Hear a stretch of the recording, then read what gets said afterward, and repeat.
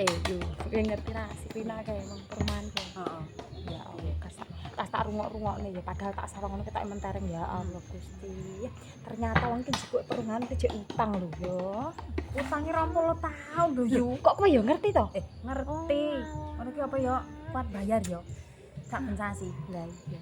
Ngono iki direwangi utang 20 tahun engko ngantekan mantu apa ya wis lunas. Lah nyambung ae. Lah mbok nek anu ngono ki yo daripada nggo tuku ini itu ki yo mending dienggo gawe omah wae ngono sithik saka sithik ya.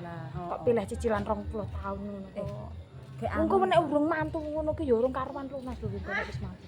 gek anu apa ya kuat ngangsul gek ana 20 tahun. Lah iya. Gek pomo aku ngono ya wis alah mbuh ora kuat. Kajake ngono ya kemayune reram ya. Nek jajan alah alah. Oh, kowe ngerti to? Bendak dino masuk anggere sore ki aku ngerti metu statusé to ya Allah. Sesuk bakso, sesuk setik, sesuk Lah apa iya, neh ya Allah Gusti. Ora mikir Pamer ngono lho Mas aku pamer. Janjane sesuk ki nek maya angsuran ngono ki Lah, nyekel lah, duit apa ora lah. ora gagas. Lah iya.